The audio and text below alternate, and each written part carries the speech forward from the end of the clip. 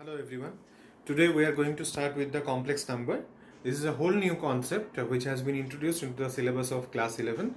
So we'll make 4 videos. In the first 2 videos we'll try to cover up the whole theory part and the formulas and everything. And in the next 2 parts, that is the third and fourth, we'll cover up some of the problems. Some of the important type of problems we will demonstrate in the third and the fourth part. So today let's start with the part 1. In the part 1 we'll try to cover up the concept of I, and then we'll go to the standard form of a complex number, then the conjugate of a complex number, and how we can determine the modulus and amplitude and the concept of modulus and amplitude of a complex number. So let's start with the complex number part 1. Part 1. First of all, we need to know that what is a complex number. Complex number means what? Complex number, as its name states, it's not complex at all. From where the concept of complex number comes. So we'll try to learn it by an example. Let us take an example that we have root of 9. We have seen so many situations, we have gone through so many situations like this where we will get root of any number. Now, if root of 9, we know that it might be plus or minus 3, because plus 3 or minus 3, if we do square of plus 3 or minus 3, we will definitely get 9. So, root of 9, that can be written as plus or minus 3. We have not gone through the concept, but we have not gone through any problem. We have not occurred any problem in calculation of these situations. Now, if we change the situation a bit, like if we get a situation like this, that root of minus 9, the main concept till now we have learned, up to class 10 we have learned that there should not be any negative sign within the root, but here we are discussing a negative sign within a root, inside a root.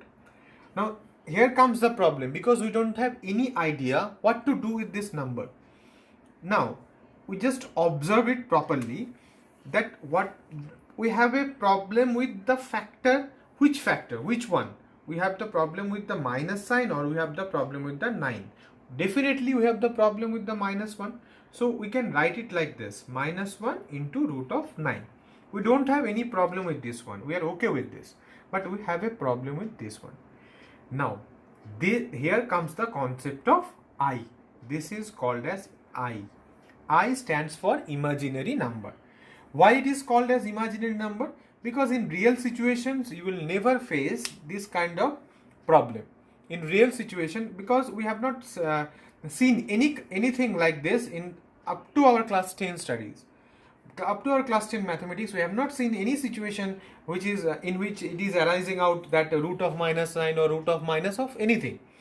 So whenever this situation comes, we can write it like this, and this is termed as I, because this is I stands for, I have already told, but I am repeating it again, that I stands for an imaginary number.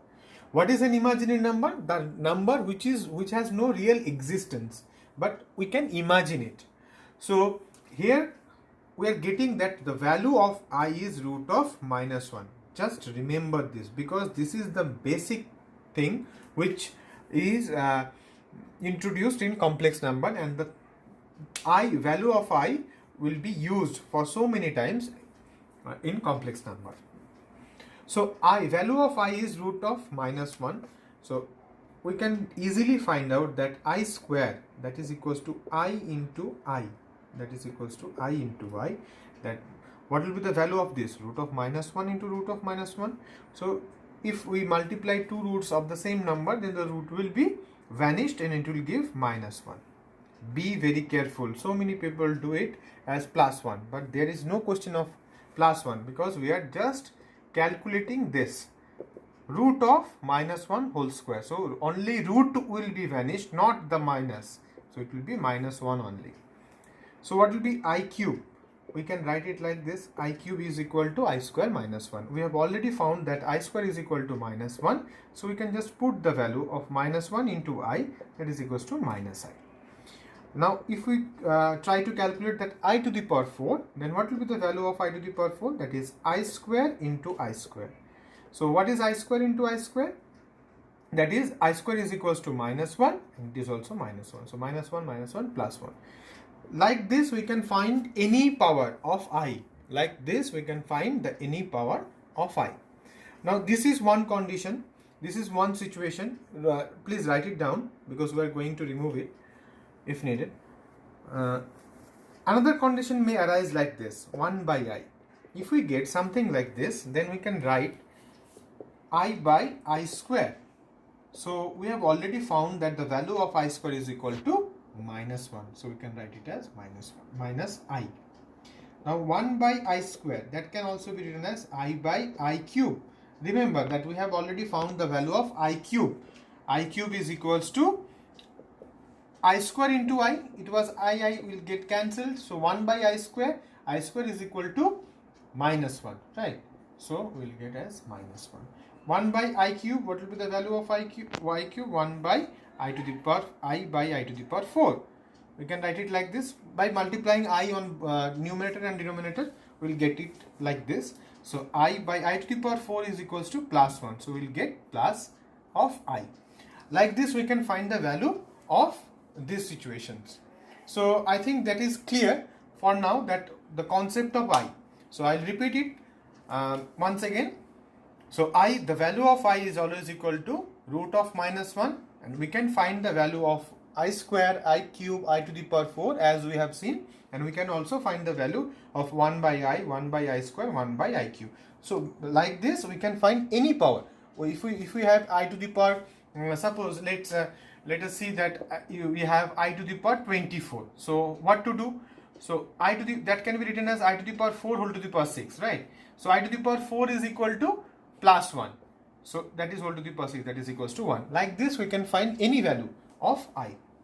So I'll note it down if needed, because we are going to remove this.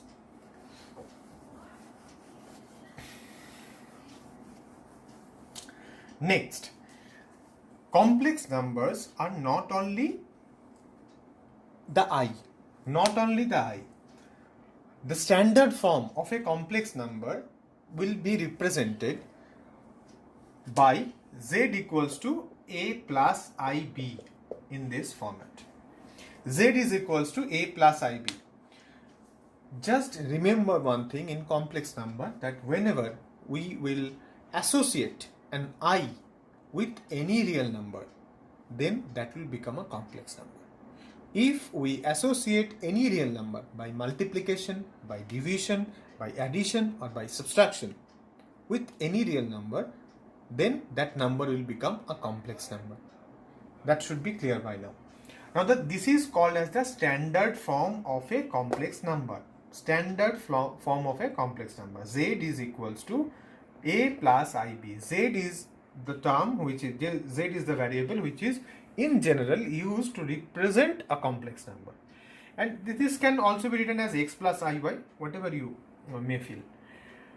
Now Z equals to a plus ib, where a and b both are real number, but we are multiplying I with the real part b, so it is becoming the complex part. So in this Z, a is the real part and ib, that is the imaginary part. So you will find like this, re of z and imaginary im of z. No need to get confused that what does it mean. It stands for real part of z, and im of z, that stands for imaginary part of z.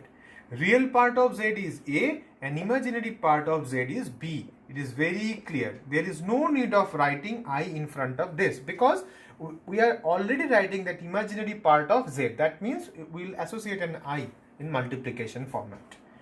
So this is how it was. That is the standard form of a complex number, and complex numbers are in general represented by z, and a plus ib. In place of a plus ib, you may find in different books that it is written as x plus iy, p plus iq, whatever it is, it doesn't matter. Whereas a and b both should be real number, Now b is multiplied with I, that is an imaginary number. So this is the imaginary part and this is the real part.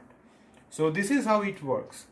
Now we'll try to understand the conjugate of a complex number. Conjugate of a complex number. Conjugate of a complex number. Now the word conjugate, what do we mean by the word conjugate? Conjugate means, it's very simple. Conjugate means if we take a complex number, let the complex number be z equals to a plus ib. Now if we are able to find another complex number such that if we multiply that complex number with this one, or if we multiply that complex number with this one, or if we add that complex number with this one, and the result in both the cases are real, then that complex number is the conjugate of this complex number. I'll repeat it once again.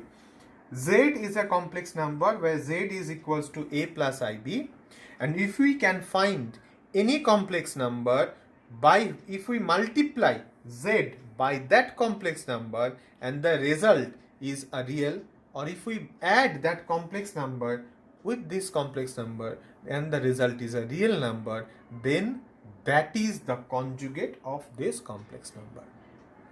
By definition, by using the definition actually, we can easily find out that if we take another complex number like z1 and if we take a plus ib, then we'll find out that what is the situation comes. By definition, it has been stated that if we multiply two complex number, then the result should not be a complex number. Okay, let us multiply z into z1. So it will be a plus ib and a minus ib. We have seen the formula from so many years actually, that a plus b into a minus b equals to a square minus b square. Here we are applying the same formula, that is a square minus ib whole square. A square minus ib whole square. So what will be the output? It will be a square minus I square b square. So a square minus I square means minus 1. So it will be a square plus b square. Just calculate this step. A square minus of I square is equals to minus 1 into b square. So it will be a square plus b square. It is visible, it is clearly visible that this is not a complex number because there is no I in it. It is only the real part, is a and b. So this is a real part. The first condition is satisfied. And what will be the second one? So z plus z1 is equals to a plus ib plus a minus ib. If we do it like this, then the imaginary parts will get cancelled because plus and minus gets cancelled always. So it will be 2a. This is also a real number because there is no complex part associated with this number. So we can conclude that z1 is equals to, z1 is a conjugate, not equals to, z1 is a conjugate of z. Now this is not termed as z1, it is termed as z bar. This is termed as, sorry, it will be z a minus ib. So z bar will be a minus ib. So the conjugate of a complex number, if we take one complex number z, then the conjugate of this complex number is always z bar. It is represented by z bar. Z is a complex number, then z bar will be the conjugate. Okay. If you need, then write it down. So we'll take one example, that if we have a complex number as z and the value is given as minus 5 plus 3i, we need to find the conjugate of this complex number. Then how to find the conjugate of this complex number? We know that if we have z is equals to a plus ib, then the conjugate z bar will be equals to a minus ib. Just see it properly. A, the value, if we compare this equation with this one, so it will be a equals to minus 5 and b equals to 3. Now we'll put the same value as a minus ib. So what will be the value? Z bar will be a is equals to minus 5 minus I into 3. So it will be minus 5 minus 3i. So it will be minus 5 minus 3i. Observe the result here. This minus will never get changed. Always the sign between the real and imaginary parts gets changed. Always the sign between the real and imaginary part gets changed. We don't have any concern. We don't need to. We have no need to concern about the signs, whatever it is in front of the real part. So I think this will be clear by now. So we'll move to the next topic. Next is the most important part of complex number, that is modulus and amplitude of a complex number. Modulus and amplitude of a complex number. What do we mean by modulus of a complex number? To understand this, we'll just draw a diagram. Let this be R. Now we'll draw a circle. If we draw a circle by taking this as, now we'll take this one. This is the x-axis and this is the y-axis. So it will be termed as real axis because x is always represented by x. We will take it like this, so it will be easier to understand. X plus I, right? X is the real part, so we are writing the real axis as x-axis, and y is associated with I, so it will be the imaginary axis.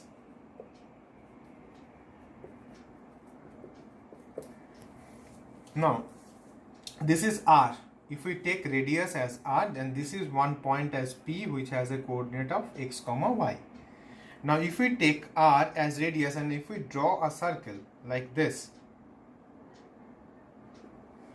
then we'll just try to find out the relation here. Let this angle be theta and this is O and this will be let this be Q. Now what will be the value of this one? As the coordinate axis states that this is the x and this is y, so we can easily find that R is equals to, what is the value of R? R is equals to R square. R is the hypotenuse here. This is 90 degree. This is a right angle triangle. P, Q and O. This is a right angle triangle. In this triangle, we can easily find out that PQ square plus OQ square is equals to PO square. That is R square equals to X square plus Y square. X square plus Y square. Now R is equals to plus minus root of X square plus Y square. Now we have used both the signs plus and minus, but just think once again, think it logically, that R is a length, right? R is a radius of a circle. R is a length. The length of a radius, the length of anything can never be negative. Length is always a positive quantity. So we'll just remove the negative sign from here. This R is termed as the modulus of any complex number. So it will be Z is mod of Z. It is written like this: mod of Z is equals to root of X square plus Y square. And it is always positive. Be very careful about this. Modulus, we have seen modulus in somewhere. So in calculations we have gone through this. Modulus of Z is always, modulus of any number is always positive. So modulus of Z is equals to root of X square plus Y square. This is called as the modulus of any complex number. You can do it by using A plus IB also. There won't be any problem. Now we'll move to the amplitude. Please note it down.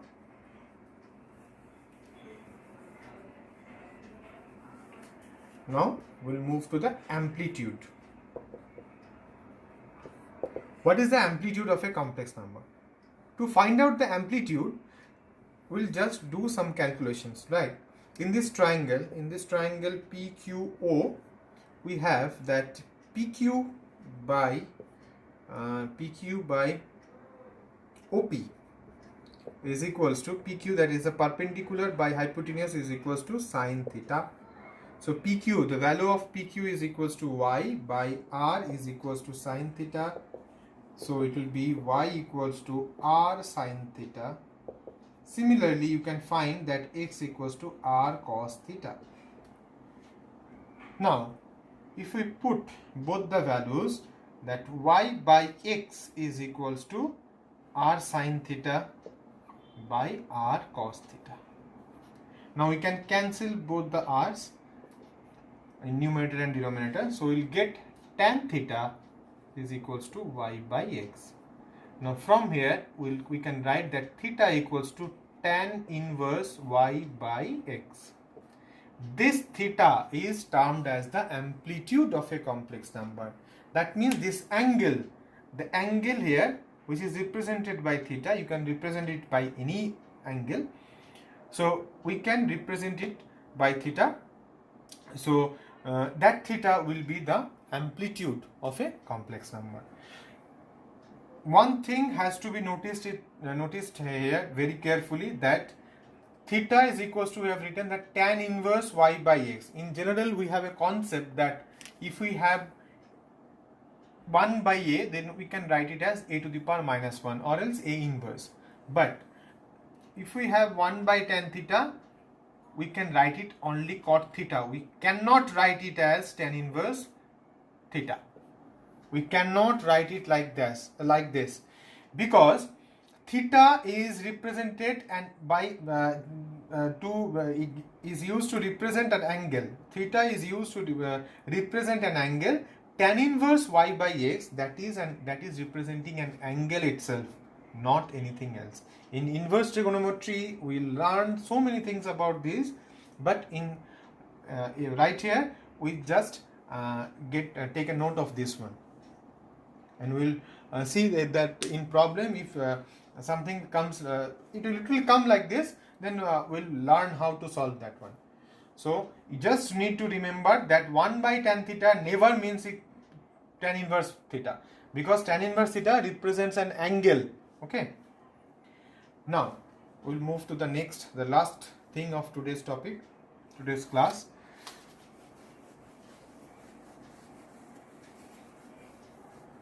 We have seen that we are writing that z is equals to x plus iy, and we have told that this is the general form of a complex number. Now in the last calculation, we have seen that x is equals to cos theta, r cos theta, and y is equals to r sin theta.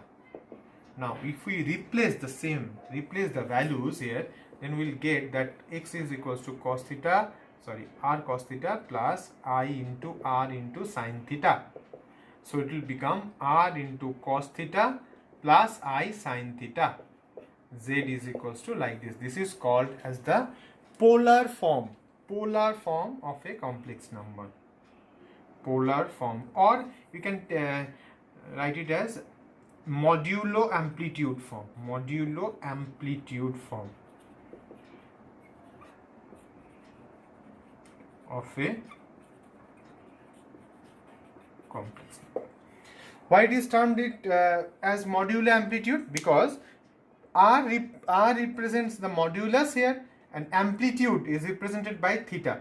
In this equation, we are using both modulus and amplitude. That is why it is termed as modulo amplitude form of a complex number. So this is all for today. I think that the concept which has been discussed by today's video, you will be able to cover up the exercise which is in R.S. Agarwal 5A, 5B, and in the SN day, in the first exercise, first few sums, you can easily do it by yourself. So that's all for today, and we'll in the next video we'll discuss about the next some concepts again about the concept number and some properties of concept number, how we can use those properties in problem solving. So that's all for today. Thank you.